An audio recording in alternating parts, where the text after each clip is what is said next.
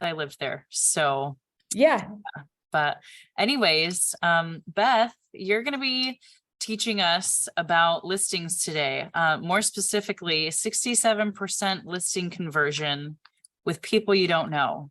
Yeah. And I think that's something that all of the agents on this call and who will be watching back can benefit from. So I'm super excited to learn more about this. Siri, do you want to you were just at the Ascend event with Beth. Do you maybe want to speak a little bit before we start? Oh, I don't know. Just hi, Beth. Good to see you Hi. again.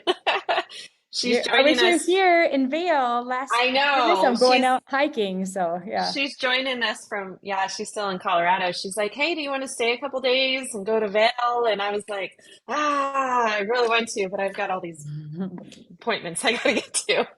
So, anyways, it's good to see you. And listings have been a hot topic for our team and getting some training and things like that because really cool. We're starting to watch a lot of our agents get listings and our listing pool is starting to grow.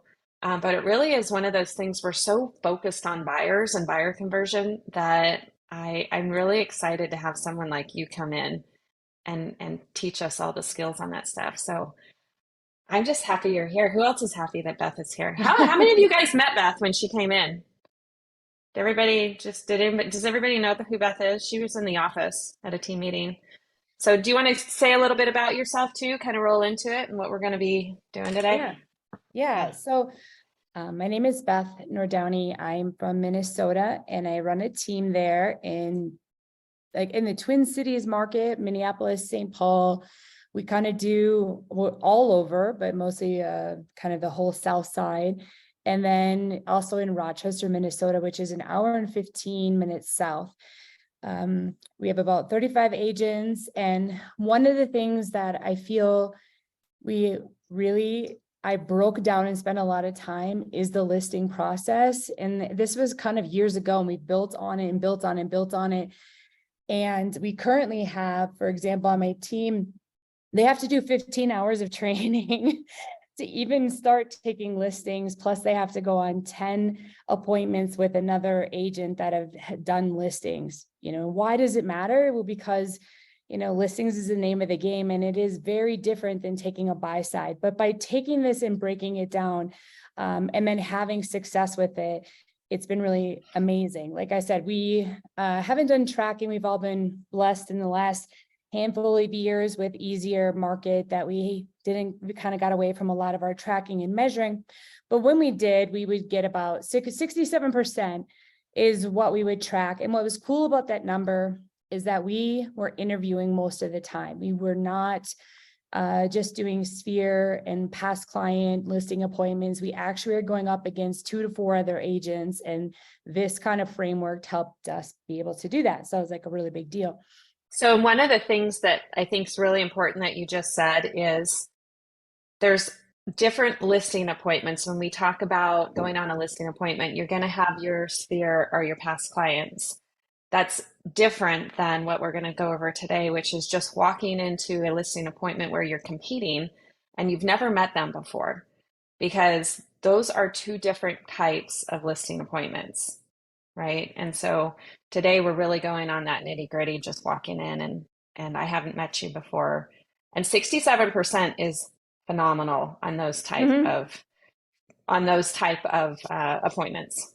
Yeah, like on a buy side, you might think like if you just had buyer, you might think like, I don't know, it doesn't sound that impressive, right? Because I mean, it might be like 90%, 80%. But again, when you're doing listings, especially like you said, when you don't know them, that's a really big deal. And with agents that were newer, right? This wasn't just me going out on appointments. This was the collective, which was really cool too. So I'm excited. And I actually wanted to say, I think this is, like I told you, it's 15 hours of training. So I'm trying to take 15 hours of training. And today one of the things I love is we'll try to do a little bit of participation. I know we originally talked about 90 minutes. We're scheduled for an hour.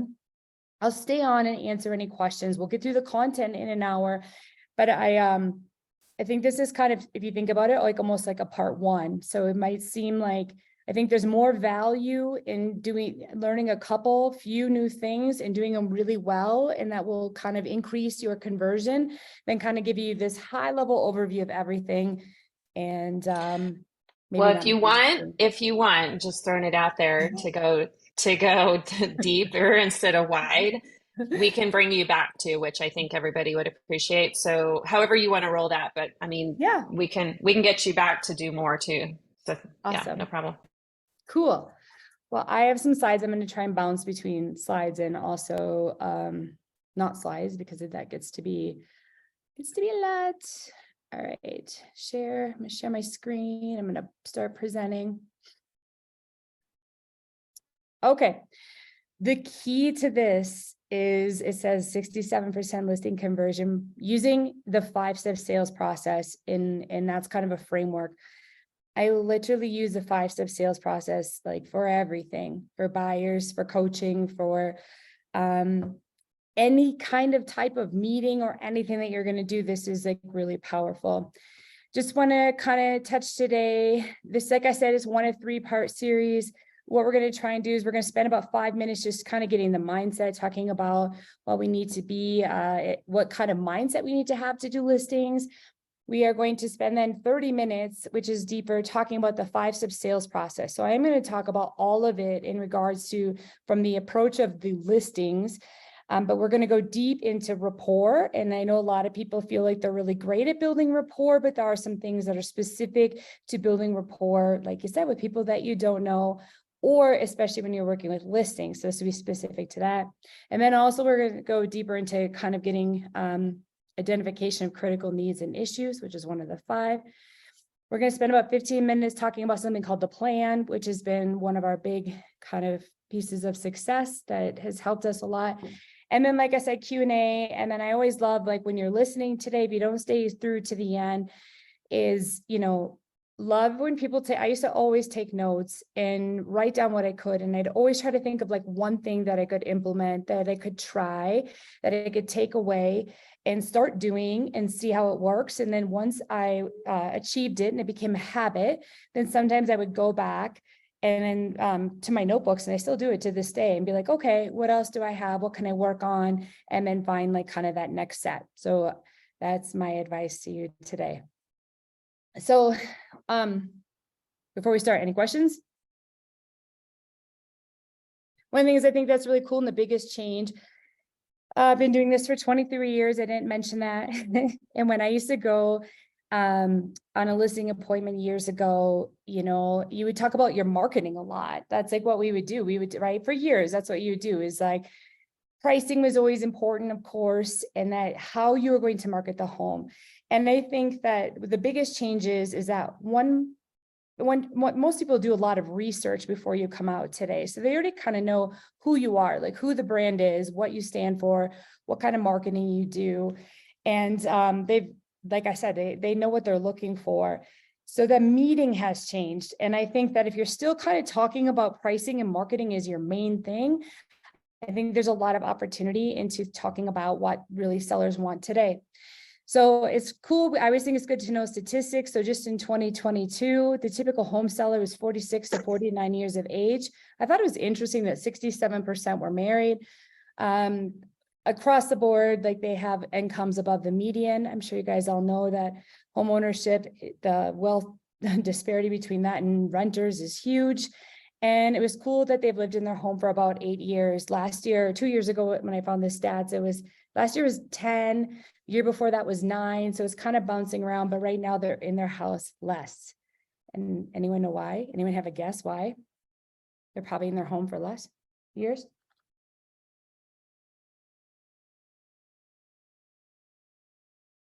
We're like a raise hand. I know Brenda was telling me we're a raise hand or unmute to chat. Is that right? You guys can unmute yourself to answer, or you're like, not raise hand, it was chat or like unmute, right?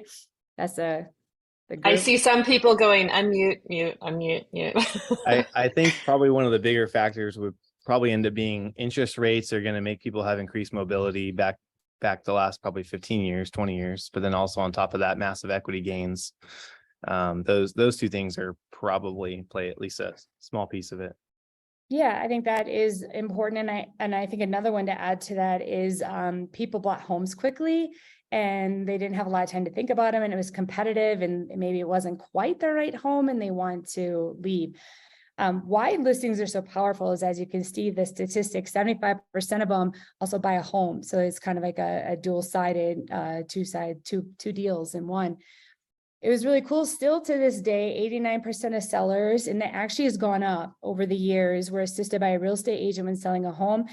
And what was crazy to me, if you look back from 2017 and especially looking recently, the 3 places that sellers found their agent, number 1, online, you guys. Like, it used to be referrals. Sellers were always like, right? Like, I talked to my coworker, I talked to my friend, my family member, they said I should call you. But now more than ever, people are going online, or third is real estate websites. So again, that digital presence, and especially you guys have a great one, is becoming really important as far as where people are finding them. I think another thing just to kind of talk about in previous years, one of the things that's really important is that they want, what 79% of people want, someone who's trustworthy. 75% want people, these are the top 3 things, that are responsive, and those that has to be in that first impression. So their first impression with you is that you are responsive and that you seem trustworthy. And that's why we're going to spend so much time talking about rapport today, because it is really that important in the beginning and throughout the process.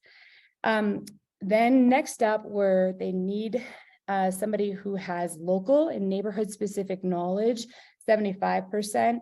And a positive reputation in the community, 77%. So those are really big stats, because it falls off greatly after that, but it is really important. One thing that was interesting is that in 2022, they saw the largest jump in lower commission being important to people who are wanting to sell their home. And I believe it possibly, and there's a little bit that alludes to this, that sellers feel like they didn't need somebody that was really super great at marketing in the process, because a house would just go on the market and sell. But I think that in a low inventory, high demand market, you still can get full listing commission, and especially when you're coming at it from the right angle, and be successful without having to discount commission. I think that should be like the last thing that you do, not the first thing. We still in Minnesota, even if in the Twin Cities, the typical commission, there are so many agents that charge 5%. We are getting 6.5% to 7% all day long, like even when it's 5%. So it is possible if you have like the skill set for it. So I think that's something that is really a big deal. And move forward here. All right. So let's, before I start this, I just want to talk about, I'm going to stop my share for a minute, kind of the mindset. And what I love is when I worked with buyers,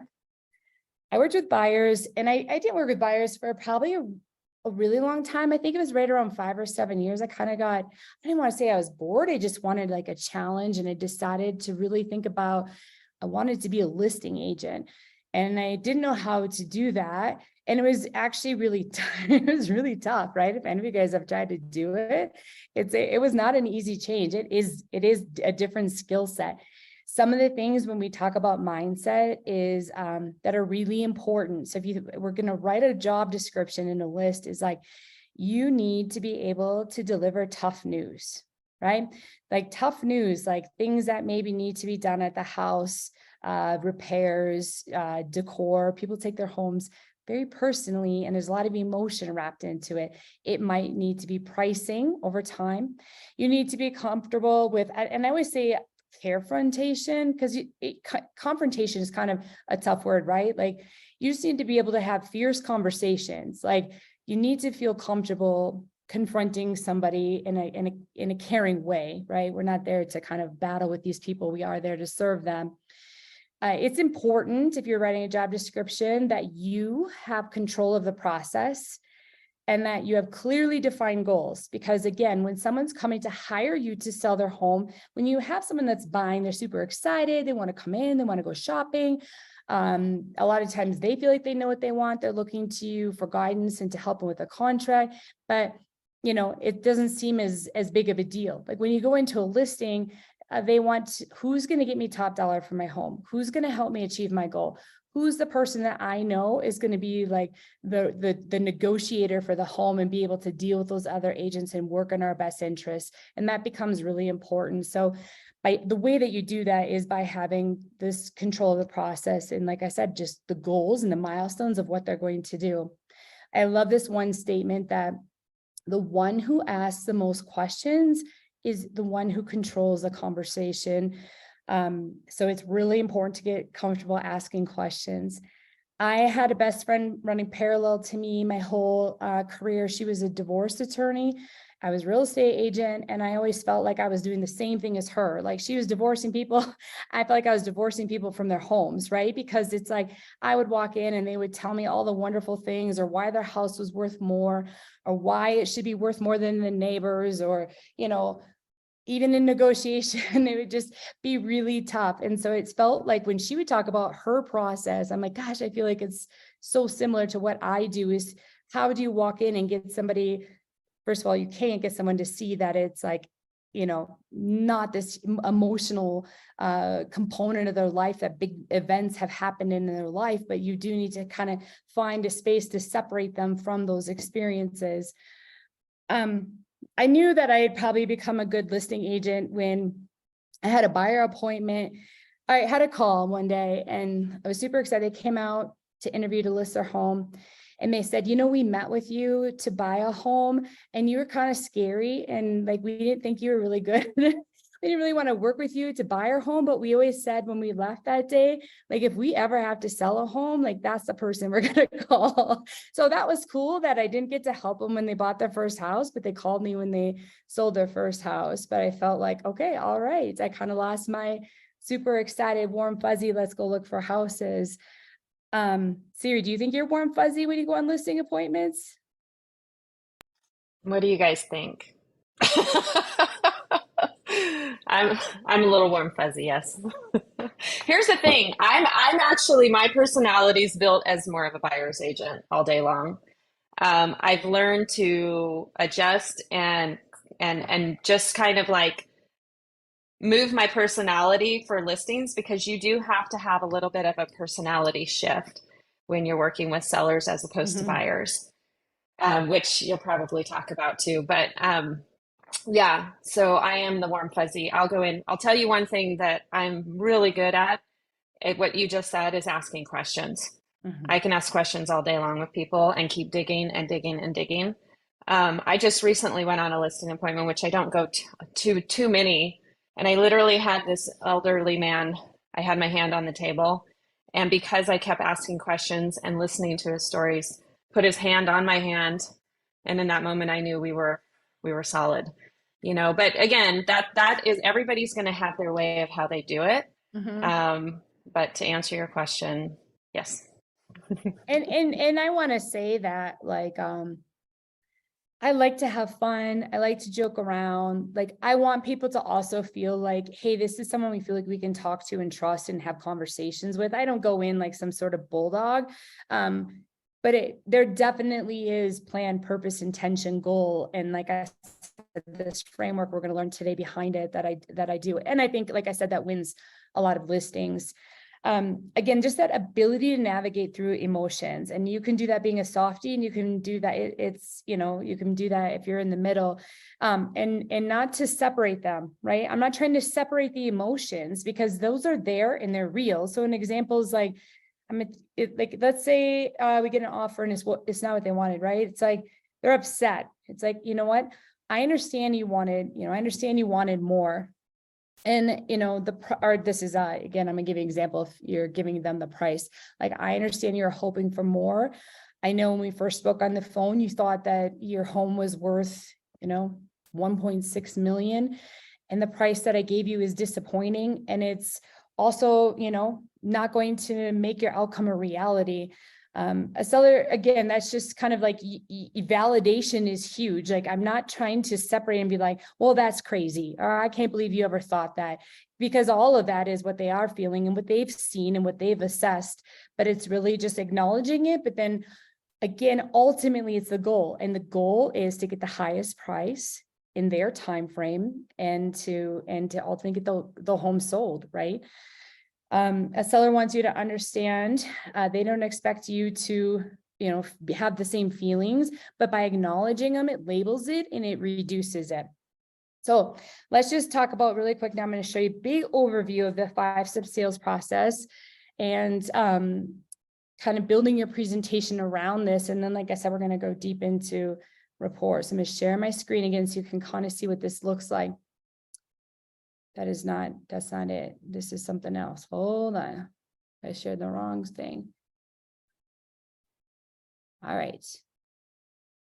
Why is it doing this? Hold on, guys. You know, this is one of the things when I'm at home, I've got like 3 screens. Is it something we're not supposed to see, Beth? There's nothing here that is like secret. There we go. All right, here we go. So the first thing that you do, and it's as rapport, right? So we want to start with the first step is rapport. The second step is needs analysis. The third step is to identify critical issues. The fourth step is to connect to your products and services. And the last one is to pre-close and close. Now, this process repeats itself throughout the transaction. And again, I'm going to talk only from the perspective of listings today, but it is something that you do over and over. It is something that if you ever get to any of these points and you get stuck, what that means is you need to go back one step and do a better job at that before you can move forward. I mean, I don't know about you guys. I like games, so this is kind of fun, like to gamify it. But like, if I go in and you guys think about it, most of you have done buy side, right? Like, is that right, Siri? The group is mostly buy side strong. Okay. So if I go into a buyer meeting and I'm talking to them and I think we have rapport, and I start asking about like what they need, what they're looking for in a house, like why it's important. And then they start pulling back from me and they don't really get into the real need, why they need that. Like, why do they really need that price? Why do they really need that location? What that means is like, I don't have enough rapport with them. They don't feel like they trust me well enough to be able to go deeper with me. So I need to go back a step and work on my rapport, work on our rapport, and then it can move forward again. And then usually you'll get your needs analysis and you keep going. So the same thing when we talk about this today, we're going to spend some time, like I said, in rapport. We're going to spend 1 in 3 because as realtors, we usually do a pretty good job at number 2. I mean, you can increase your skill set by going deeper into like really truly finding out what it's all about that they need, not just surface level, 3-bed, 3-bath, or, you know, yard or within this much distance, but what is this really about? Like, that's a skill set. But I think that's something that over time, when you do more transactions, you actually are pretty good at that. But 1 in 3 is what we're going to spend the majority of the time today. Most realtors, we do a pretty good job at 1. Like I said, 2, we do usually is where our strong suit is. 3, myself included, never did it. I can't tell you how important it is.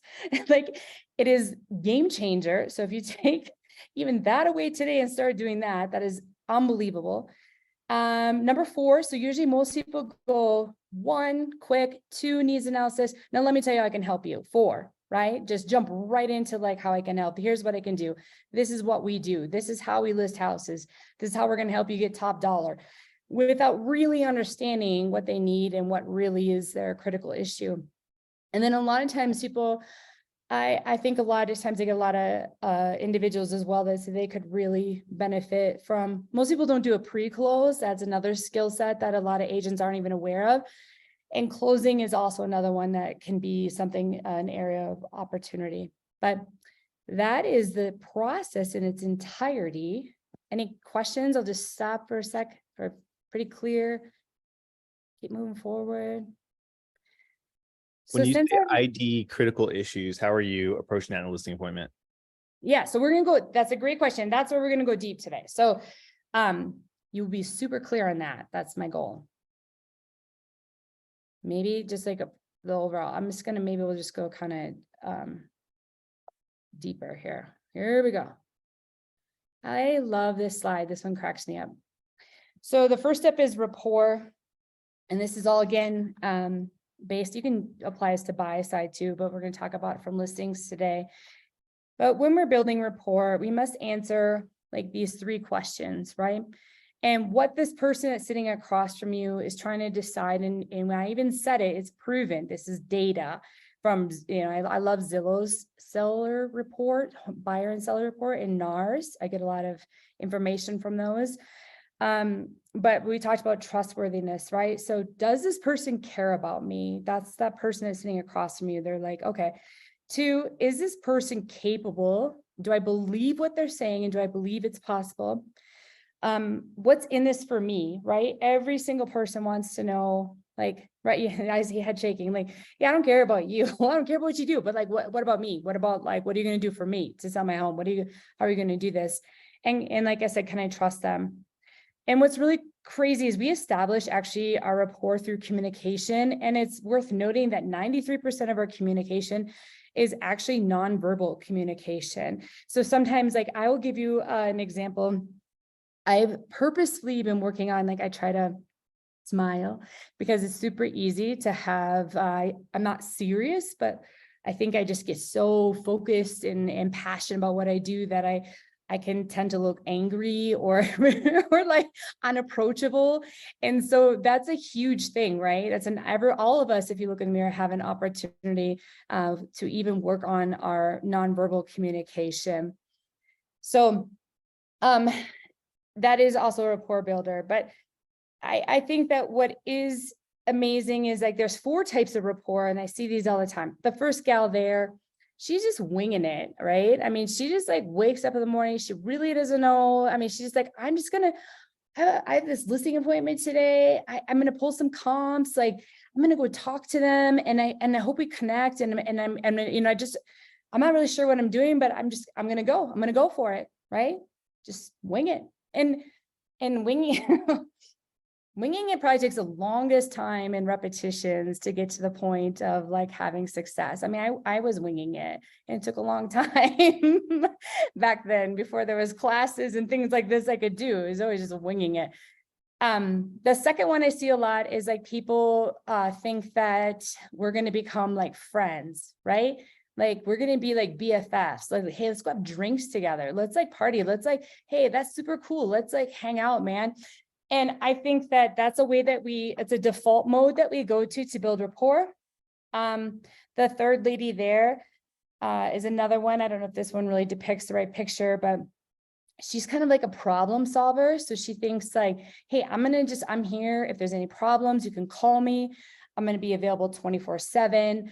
I'm there for you. And then the last person is kind of this like professional one. And I think one of the things that's really cool is that we all probably have been part of these, or one of these, or all of these at any point, right? When we're new, a lot of times we go into that problem solving mode. Like, it's like, hey, I'm going to fix this for you. I'm always available. I'm there for you. Or the buddy mode, or the wing it mode. But what most people want when we, again, look at this, is most people want something that's on purpose, clearly defined goals, trustworthy, etc.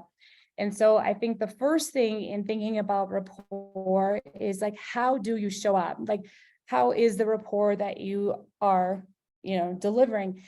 And some people don't want to act a certain way because they think that they're being salesy, or they might think that they're bothering people, or they're just kind of, I don't know, not relatable. But really, again, today people do want someone, especially when they're selling their home. Remember, it goes back to who's an expert, who knows what they're going to do, who they can trust, who's going to get them the price they want, and that they feel like they can have confidence in them. And that typically is a person that is in that professional mindset. Another thing is that sometimes when you have a listing, it's important to continue to have like Uber communication. And this is another thing where people feel like they're bothering somebody. But the truth is, the higher level the target, so the higher price listing, the higher level target, that it's like this ultimate client that you want, the reality is that that repetition approach is valued. Like that alone builds rapport. And an example is, and maybe some of you can relate to this, I'll just speak for myself.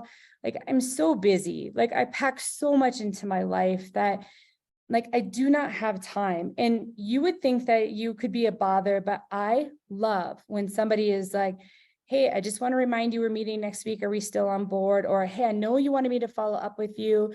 You said that you wanted me to stop by and take a look at, you know, your furnace. And I just want to know if you are ready to schedule that. I don't care if I receive that text 6 times. Like I literally be like, thank you, thank you, thank you. Because on the 7th time, I'm like, yes, okay, I have time now. I have a moment. Can we do it next week at 7? So it is so important to feel comfortable with even being that's a value to a lot of people today. If you think about how distracted we all are, we have so many distractions.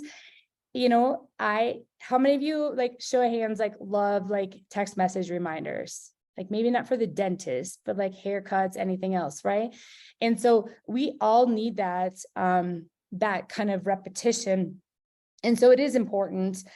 It also demonstrates another way to build rapport when we're talking about on the listing side is that you're persistent. And do you think people want someone when they're selling their home who's persistent? Like absolutely, because they're like, that person is totally going to go after it and get me, you know, top dollar.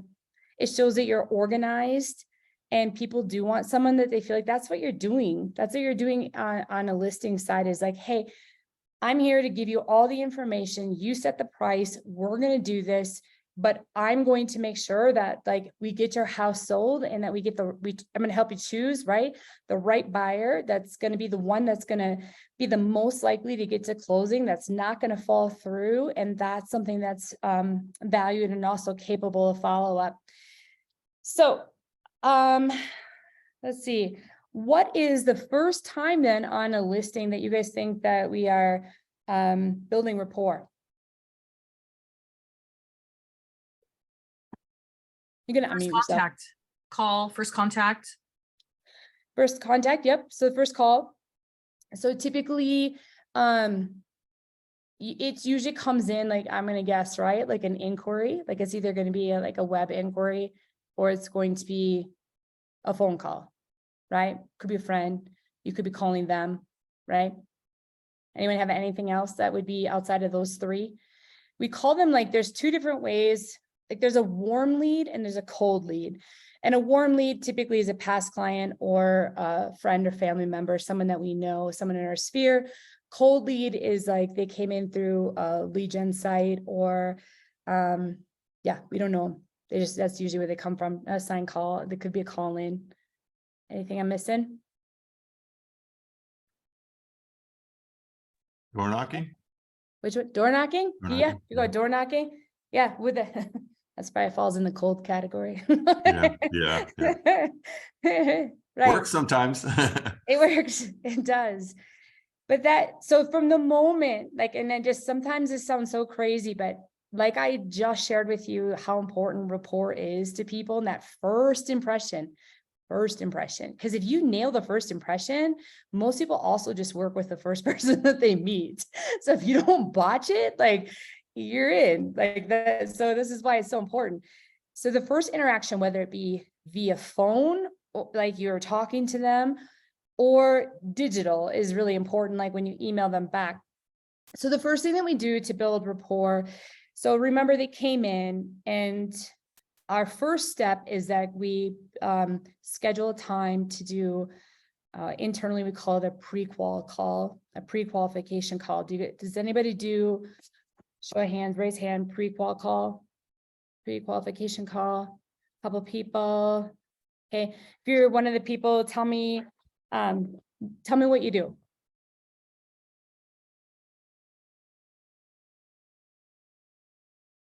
In the pre-qual call. I will find out kind of like the old school Mike Ferry stuff, just where they're headed, why they're selling, what they owe. Honestly, those are some of the biggest ones. Just motivation for me, what they owe, so I can have accurate numbers, what they expect from a real estate agent. pressing questions that I can answer for them while I'm at the appointment, so I can make sure I have the answers for them. So I'm prepared on that side. Usually that's my way of finding out if they're gonna have a commission question. Also finding out if they've done any upgrades, let them talk about the house and what they like about the house, Right. all of that. And how they want to communicate or how they communicate best. Texting, sometimes that's people they'll just text me or, go ahead and call me back or email or whatever, It's advanced skill. That's really good. Asking how people would prefer to communicate. And I think especially that's awesome. This one's interesting. We're kind of in the process of testing this. This has worked for us. The script that we have and we're kind of going to see if we can even shorten it more, because today people just have no time and they don't want to talk about anything. So we're like, what do we really have to know? But one of the things I think that's really important when you start out is just talking about, for example, I would say, I'm going to talk about one where actually, just because it happens to be up with Zillow. Okay. So, hi, this is Beth with the Enclave team at Real, and we're partnered with Zillow as your premier agent, and we're going to help you start your home selling journey through Zillow. I just want you to know we're super excited about this opportunity to work with you and tell you about our options, about choosing to put your home on the market. We take this process really seriously, and we're committed to getting you the highest price. So I just have a couple questions for you so that we can actually be prepared to come out before we come out to your house for the appointment. Would that be okay with you? And I cannot tell you, take out Zillow, put in the other one is almost identical to it. It sounds maybe crazy, but I've said it so many times, no one cares and they love it. They're like, oh, really? Oh yeah, great. That's awesome. The key words are, we're committed to getting you the highest price. We're excited to come out and meet with you. I have a few questions that I just want to ask you in order to make sure that when we have our time together, we are super focused and it gets you everything that you need. Who doesn't want those things? And sometimes we don't think about saying that up front. We think we just kind of go right into our questions.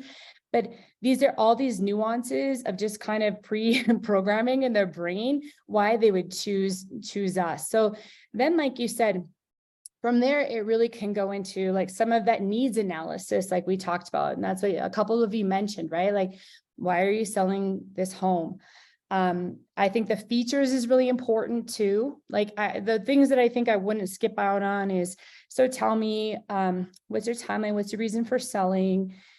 Do you have an ideal time frame in mind? Do you have any, tell me about the features. This is a cool one that we started asking that is so fun, and you'd be surprised. You're like, is there anything that we all have homes, and obviously there's positives. Every house has something too, but is there anything any feature or anything you feel like could impact the value as far as and it that could also, perceived as negative or could impact the property value? I never used to ask that, and I can't tell you how many times people would tell me stuff where I'm like, wow, that's crazy. And then I know I can use those things if I should need to, as far as with price and actually having them recognize that. Also just asking how they determine the price. Hey, you know what, today, a lot of people have Zillow, maybe you've seen your Zestimate, they've gone online, they've watched the neighbors' properties. Do you have any idea what your home is worth? And you either get two answers. One, yes, we think our home is worth this, or no, that's your job. That's why we're having you out. Great, perfect, right? It doesn't matter what the answer is, but it just helps you be set up when you show up at the home. So I think those are the things that I would ask as far as that's it. Other than that, we used to have a really long one. We'd ask have you sold a home before? And when we thought about it, we're like, why does it matter? Just get out there. The one other one that if it's on certain situations, again, not digital, I think there's some that I wouldn't ask this, but if someone calls in, I absolutely will always ask, are you interviewing other agents? And it's also a super scary question to ask in the beginning, but I tell you what, it is way better knowing than not knowing, when you get out there, because it's great. Can I ask, am I the first one? Am I the last one? How many agents are you interviewing? It gives you power to be 4, 3, 2, whatever. And then the follow-up question to that is, great, how will you know when you find the right agent? How many people do you think can answer that question? None. It's so fun to ask. They're like, oh, I never thought about that before. And I want to be like, then what are you interviewing for? Like, and some people are like, I don't really know. And this is what most people say. I guess I'll just know, which is so crazy, but at least it gets them thinking about even being aware of like who they're meeting and that they are interviewing and that they should probably put some thought into like what they're choosing, not just like talking to people and seeing, just like we do sometimes as well, early team leaders, like, oh, they're super cool. I really like them. I'll just go with them. Right. So it just plants that seed. So is there, So I want to give you questions? guys, I want to give Oh, you guys sorry. a little, yeah, no worries. I want to give you guys another little story. So back to the rapport and back to listening, back to asking questions, back to what Beth was just saying about asking if they're interviewing other people. You know, am I the last person? So I am actually going to visit a lady today over in Oceanside. And when I talked to her last week, she was almost in tears on the phone telling me about a divorce that she's going through. And so obviously my tone started to be very sympathetic, clearly, right? And, you know, very concerned for her and all that, which I truly am, right? Because I've been there personally, so I can relate to that. And then I talked to her a little bit about, you know, what are you looking for in an agent? And she mentioned that she was going to do her due diligence of interviewing 3 people. And I said, okay, great. So I was out of town. I said, can you just do me a favor and hold and just wait till I get back in town? And when is your last meeting with a potential agent? And she said Saturday. I was like, okay, great. So we were able to book for today. And in the meantime, knowing her situation and knowing that she was going to meet with the last one on Saturday, I had flowers delivered to her on Friday, right? Because I knew that that would be very special for her. I had flowers that I made sure that they were there for Friday. I sent her a nice message. And I also told her, I said, hey, just do me a favor. Don't choose anybody until you meet with me because I want to understand what it is that they're doing that I can come in and help. Like, there's nothing that I can't figure out that you're going to hear from those other people that I can't come in and satisfy for you. Nothing. Like, I'm here to take care of you. How do you think that she felt with all that? How would you guys feel? And I'm going today. And if I don't get it, I'll let you guys know, but I'm pretty sure I am. So I have a couple of qualifying questions that I ask sellers, and it always like, well, one is just making it more efficient, and the other one is like just kind of what you guys said, but I say it a different way. So the first thing is whenever I'm qualifying a seller, it's not really a qualifying question because all my business comes from referral, which is where I'm going right now to show a buyer referral from out of state. But so I will ask them, what are the things that you want to make sure that we go over when we meet? Just, you know,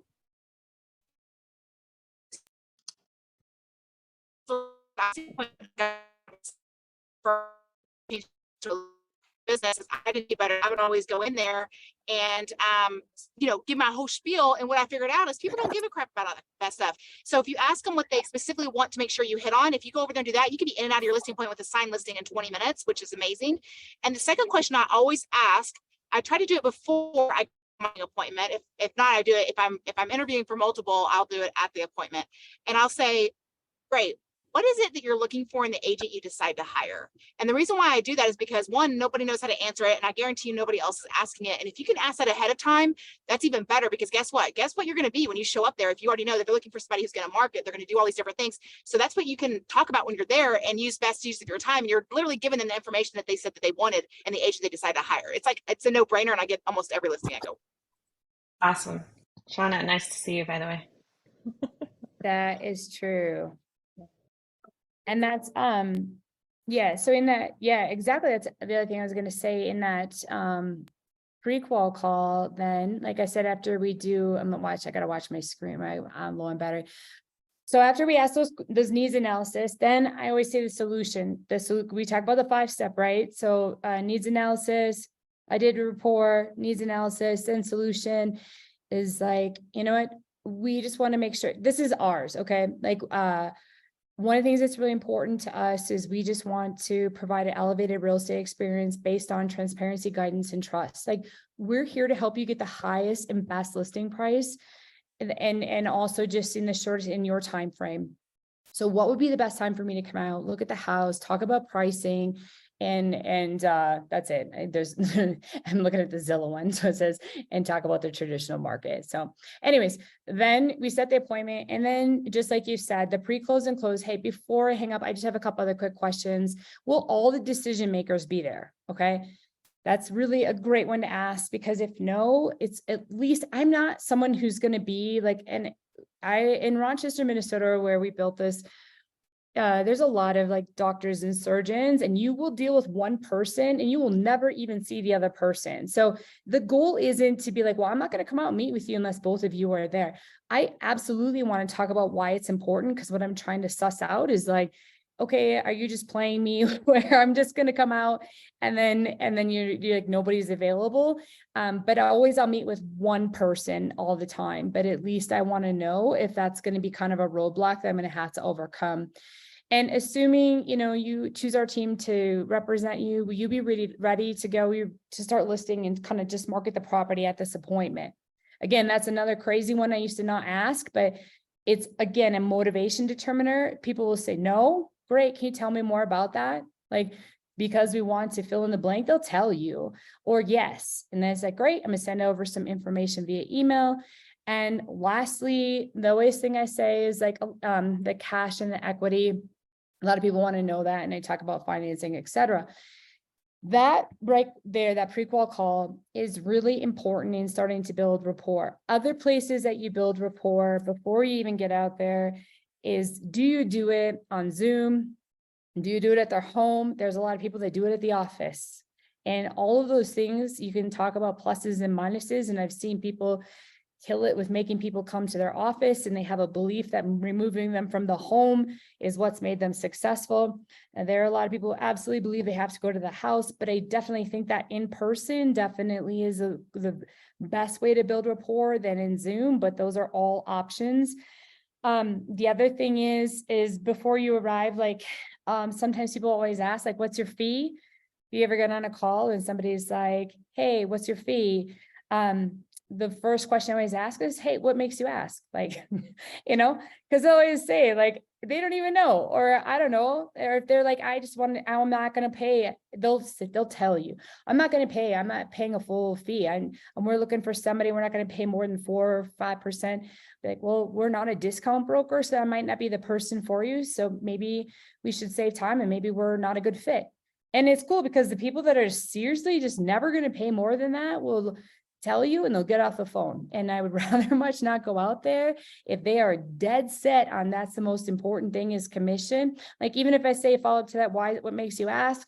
They tell me why. And it's like, great. So what you're telling me, commission is more important than like, what you would walk away from the home, or the, like I said, what you would get after all of the fees are paid, etc. Your net profit, because that's what's most important when I come out is like, what are you going to walk away with from the home more than the commission that's charged?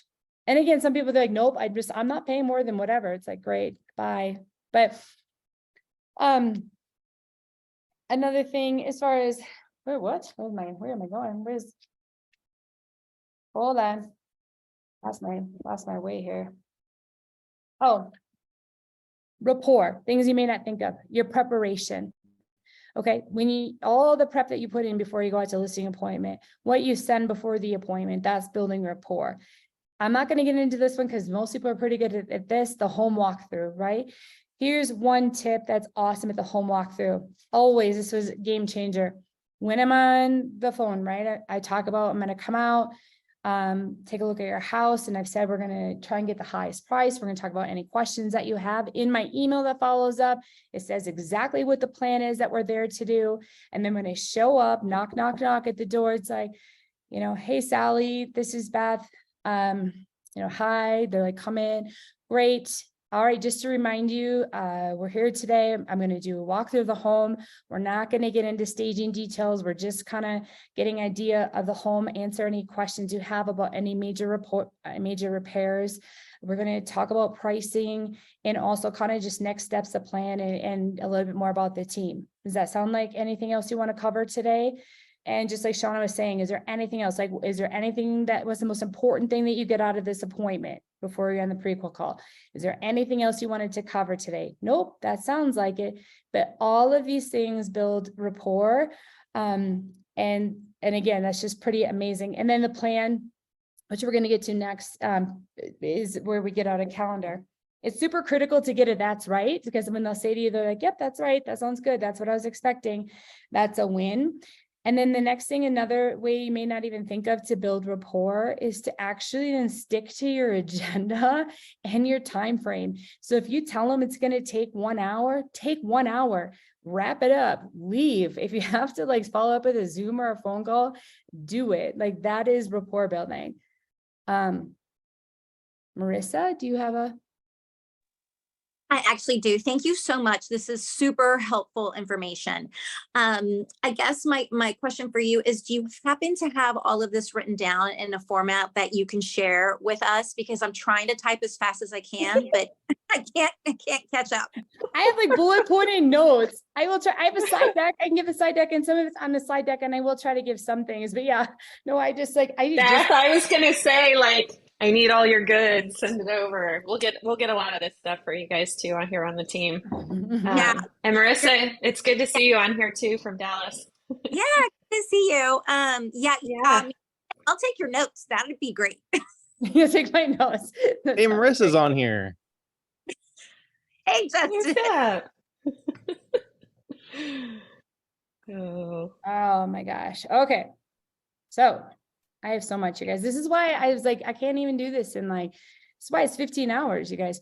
So rapport, again, what you want to be the pro or the expert. You want structure. Okay. We can get into a deeper level class on, if anyone knows the disc, I'm an I, but if I showed up and I was like, hey, you guys, I'm like super excited to see you. Oh my gosh, I love your house. And they're an SRC, they pretty much like don't like me as soon as I like, walked in the door. So the other thing with deeper level advanced class is really understanding who you're talking to. It's super important that all of your rapport is on purpose, like I said, and that it's direct. And the key phrases is that it aligns with what the customer wants. Like, and we said, what does the customer want? They want responsiveness. They want trust. They want you to set price. Like all of that is super important. So that is that. Needs analysis. Not gonna spend a lot of time here. But the mistake is that skipping this step and then without really understanding the needs and wants, okay? So a needs analysis, what's important here is that we really understand what they want. It's the most important skill is just to listen. Effective pauses. So even if they say something or you ask a question, always like, I love this is a whole nother class I do is like, not a class, but I say this all the time. It took me a long time to be able to count to 20. Okay. So even if you can count to 5, then count to 10, then count to 15, I could sit there now for like 3 minutes. Like, but people need to process, just like you guys are like, holy shit. Like you're like dumping, can we get your notes? I'm typing, blah. It's like, if you ask a question, just sit and pause and be silent and like count for like, that's what I have to do. Like if you're a people pleaser or if you like, want to help people, like don't answer for them, give them the time. So in your head, just like 1, 2, 3, 4. And like I said, at least try to get to 20 because that works for most people. If you can get to 20, you'd be surprised what you find out if you just give people time to process. But a lot of times too, like I said, people are like, oh, you're looking for a home loan. I'll use a mortgage. I had some people, right? They went in and they said, okay, you're looking for a pre-qualification with your house payments be around, $2,800 a month. Great. Here's a product that you need. And they just went right into like talking about how they could help them without really understanding their needs.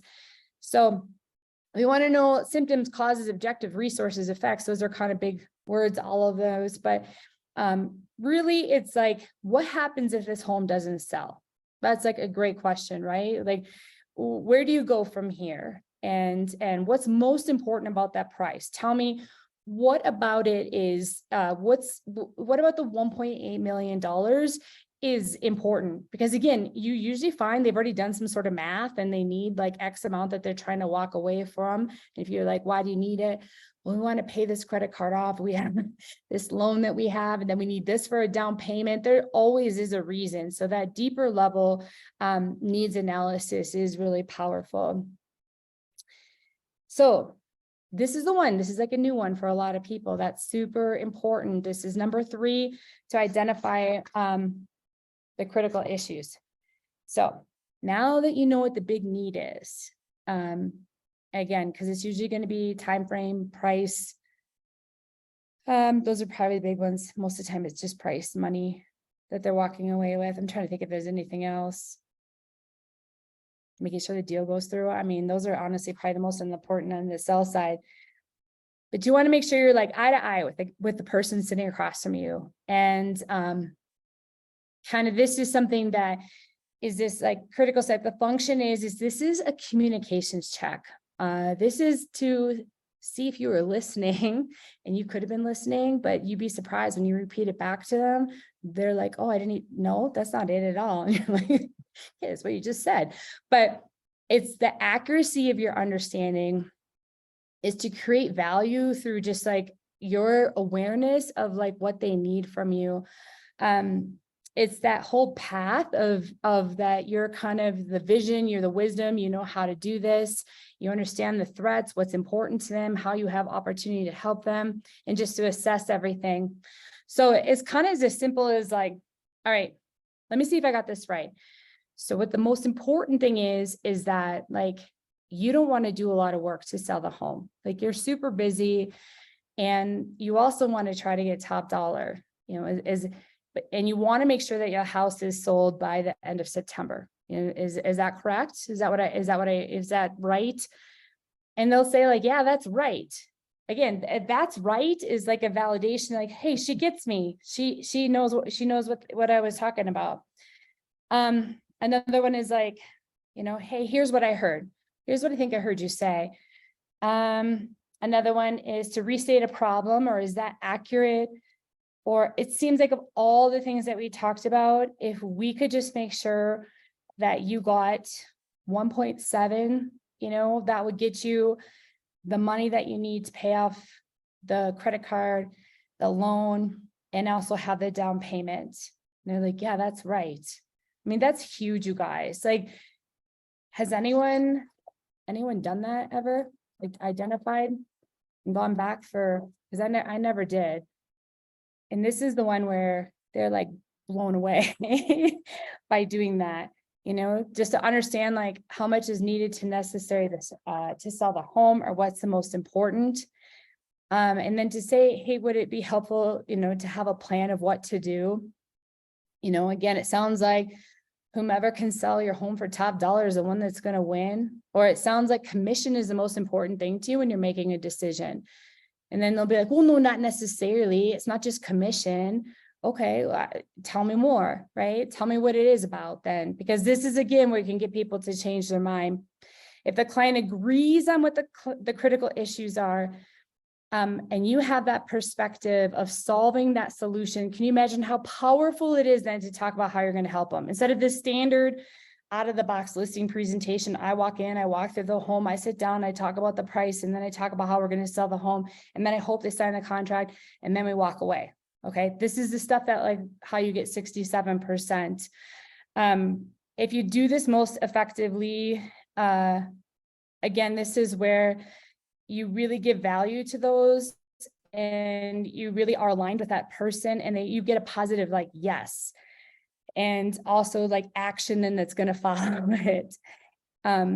So I'm gonna pause for a sec because I got to move because my computer's going to die, and it's noon. What is it? 11 there. Hey Beth, I've got to jump to another meeting. But I just want to tell you, thank you. You guys just taking the time out of her day. She runs another team. She's coming to our team, and those that joined us from all over, because these Tuesday trainings are open. Thank you for joining, Beth.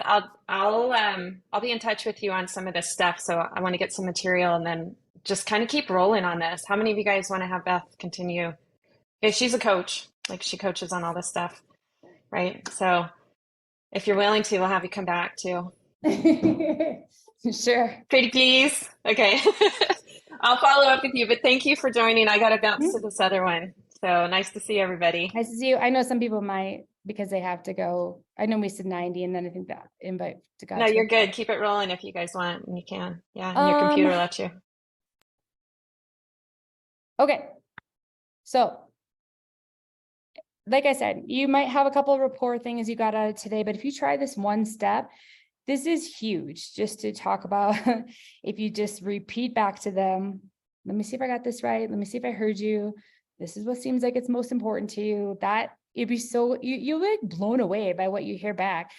You'll say something and someone will be like, no, that's not what we said. And it's like, oh, okay, well, I'm sorry, I misunderstood. Tell me what is important. Like, it's so crazy. Like I said, when you add this step in. So then we talk about, because what you're going to find out is what's most important is usually price, right? It's important. Marketing, that might be the most important thing to them. A plan might be the most important thing. Kind of asking more questions and answering around that is also, like I said, important. So I'm going to go to, here's my next, whoops. Go back to my slides.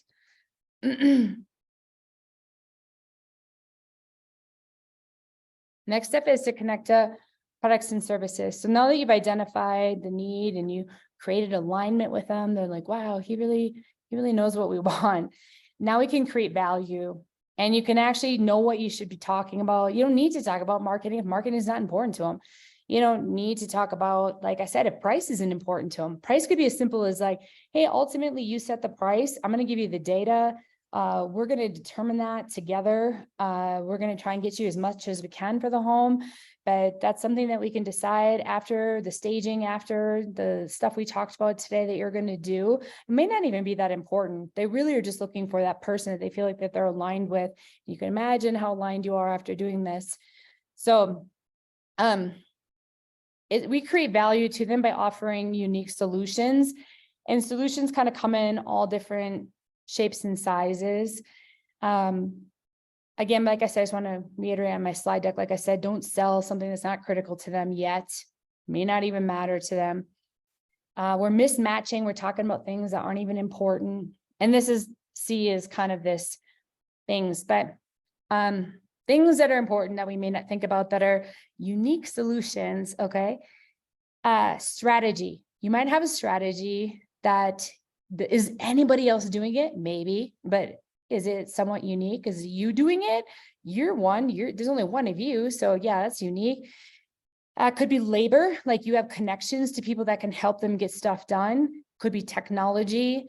It could be content. It could be collaboration. Honestly, today, I just want someone that they can work alongside with and collaborate with, but they kind of want to call the shots. Support, relationships. These are all things that are important. And so one cool thing you could do as a group, as a team, is to really talk about your products and services and what you guys have that you can offer. And we talk about Blue Ocean was a book, and Red Ocean is where all realtors compete, like or businesses. Red Ocean's where like everybody's saying the same things. I'm going to do a CMA. CMA is Red Ocean. Okay. Like who doesn't do a CMA?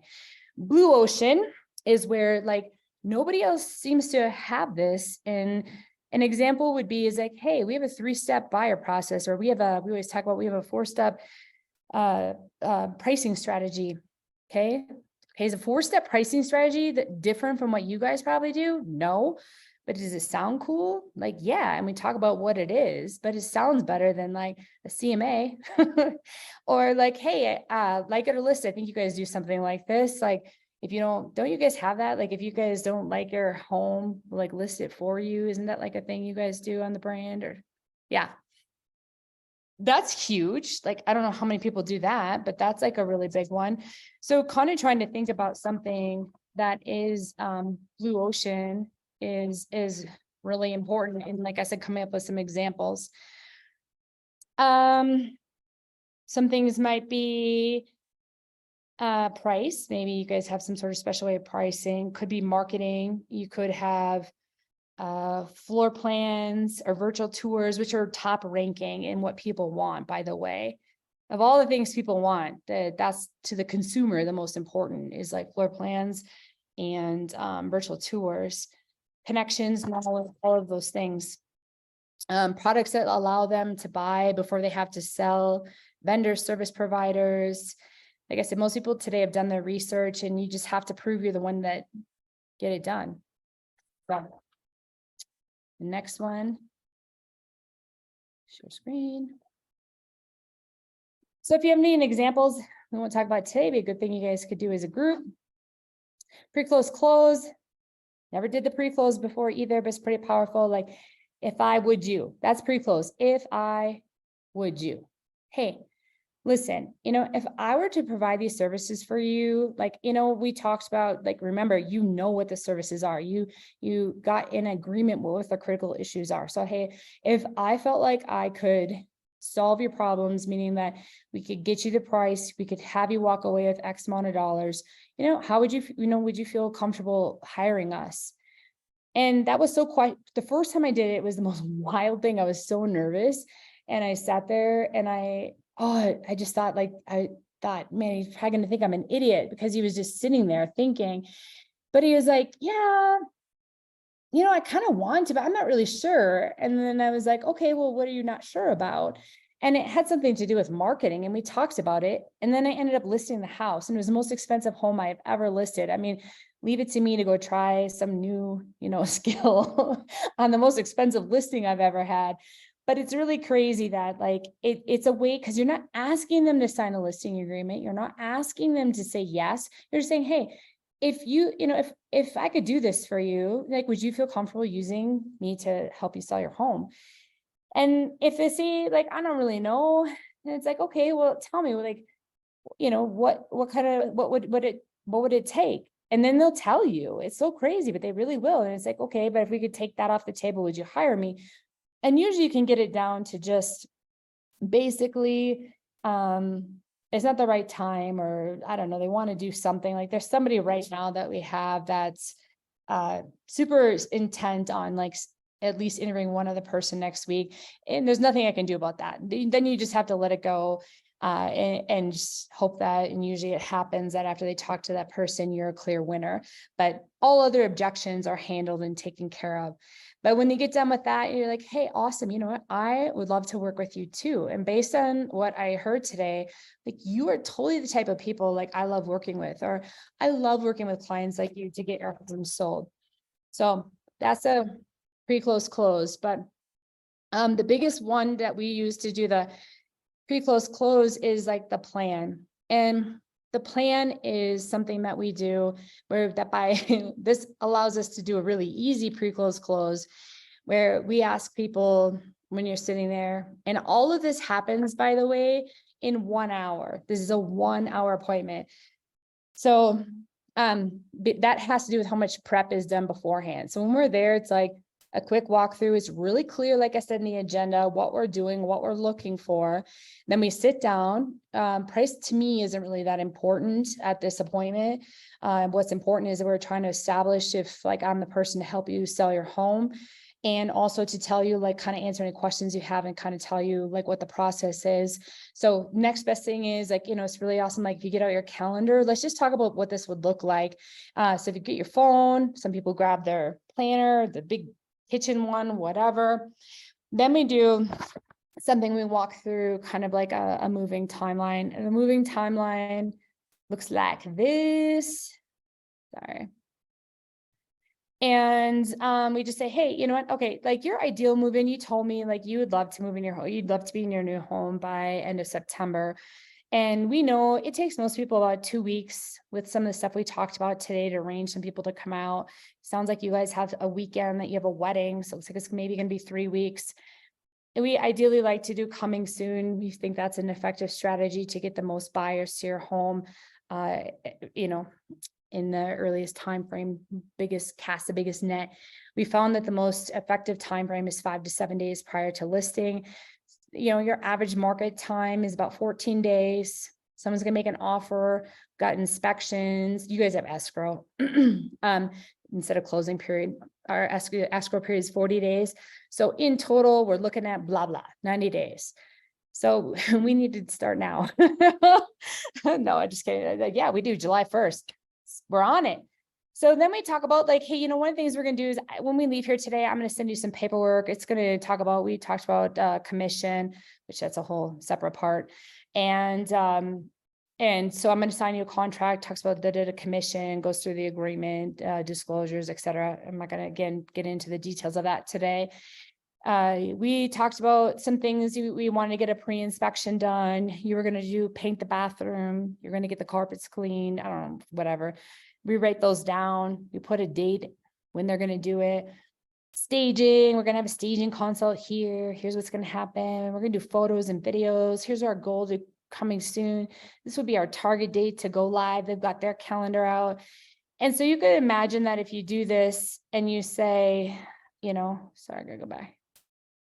And this is also a great time for kind of a report check. But if you're like, hey, if this looks like it works, like, you know, if we were to be able to execute this plan, like, would you feel comfortable working with the team?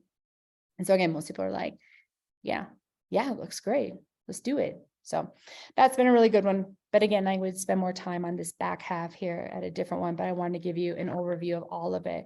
But it's a powerful assumptive close. It is an assumptive close, but people go with the flow. They're going to go with the easiest option. They just sat down, they got their calendars out. They actually have a plan in place.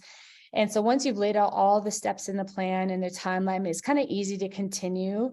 As long as there's also the rapport and they feel like they can trust you and you know what they're really is important to them and the price and all the costs, your commission and everything's acceptable. It's kind of like a no-brainer since you've already covered all that.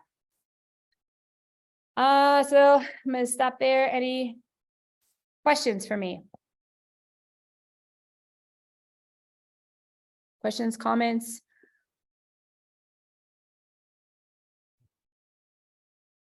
No, I just want to say thanks so much. It definitely was super helpful, and I like you know, just reiterating their needs, kind of what their whole goal is, because at the end of the day, our goals, you know, are not necessarily the same as the sellers. So really dialing in, reiterating, confirming that with the sellers. I mean, I think that is huge, and I can see why you have a higher conversion. Thank you. Yeah, it didn't start this way. I mean, like I said, I started winging it and I just kept like trying to figure out like where I was failing and where I was breaking down, right? I mean, sometimes I get the appointment and I do the walkthrough and then I was like, okay, my commission's the same as everyone else. It's not that, it's not that, it's not that. And then you just kind of, this works. I can tell you, like, it works. Yeah, 100%. And I mean, they want to feel comfortable with you at the end of the day. I mean, if they have to spend a couple more grand to really work with someone they truly trust and like, I mean, that's worth it to most people. So yeah, and that's what I mean. Like when we get into when we get into pricing and commission, and we do charge more than the typical, sometimes it's even blue ocean that nobody else is doing it when you think about weird things like that. And especially when you got the goods to back it up. When they start seeing that and you're like, okay, you're going to save 0.5%, that's X amount of dollars. You know, if I feel like I could get you this price, that would net you this much more, you know, would you consider that a win? And like I said, usually I can explain how, and I think they can, like you said, they actually believe you that you can actually probably make it happen. I'm not someone that's just like, we charge this. Why? Just, well, like we do a lot of marketing, like, and we're really good. Like that wouldn't work. Right. yeah, exactly. No, yeah, definitely. Thank you so much. You're welcome. Too much? Too much today or enough content? Not too little, probably. No, it was good. Good. I have a question. Yeah. When you're done with your whole listing presentation and you go on to telling them, you know, about the price and you're getting ready to sign, do you send it over? Like, do you email it over after your appointment, or do you bring your laptop there and have them, you know, e-sign there, or do you print it out? Yeah, I don't know. I would have to know your market before I would give like a definitive, like I mean, probably Gary or Siri would be best, and like, here's what you should do. Mm. I think that I feel like I've already done that. If I would you, and we kind of have that commitment to work together. I do send the listing agreement sometimes even the next day for them to sign. So I usually can't get it done in the appointment. And I really for my life and for theirs really try to stick to the 1 hour, because I just think it's too much even for people. They're like just shot anyways. But I will not do anything, meaning I will never, and I learned this the hard way, I would never spend any money. I would never move forward until we have that signed listing agreement. And all of our TCs or our coordinators are trained that like, until we have a listing agreement, we don't do anything else, you know? Okay, so you give them the time to kind of like think about it and digest everything you said. Yeah, I think I just feel that confident when I walk out that like they're gonna sign it, and I want to give them that time, not the high pressure sales. But Okay, gotcha.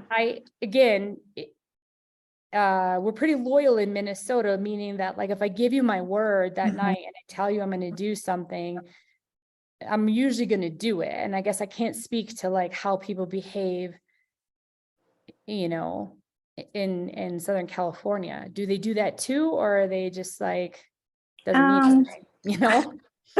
Yeah. And I think the difference is I know that we're so different than the majority of the agents that are practicing that like, I'm not really concerned about the next person, like beating me to it, right? Or convincing them. Cause I think that they kind of see like, wow, this is like the real deal. This is like I always say I'm a full fee, full service, full Mhm. results realtor. Gotcha. And you pay for everything, cleaning, staging? No, we don't pay for staging. We only pay for Okay. staging consult, but we don't pay for the, Okay. like they would pay for, like it depends on the commission, right? Okay. You can increase the commission if they have staging with like furniture or decor, et cetera, but it's just a staging consult. But we do pay for photo and video, but we ended up doing what's been working really well for us is, we wanted to remain competitive too. So we have, commission tiers, right? Where it's like, Mhm. okay, yeah, here's the base price is what everyone else is doing. But like, then we have like best value, and that one includes like some, like the 6.5. Like what do most people list for out there? What's your listing fee? Like 6%. So if you think about for 6.5 and you said, okay, I'm gonna include 4 hours of cleaning, I'm gonna include a pre-inspection, you know, usually we're not making a lot of money more, right? It really is. A lot of it has to do with services, but maybe we're making $500, $700 more, depends on the price range, but it's worth it and they have a better experience. Does that make sense? Yeah, thank you so much. Mm-hmm.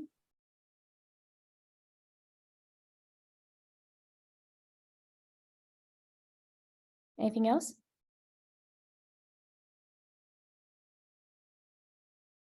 Any takeaways for me? Like, hey, this was really valuable. I always like to try to make this better, better, better.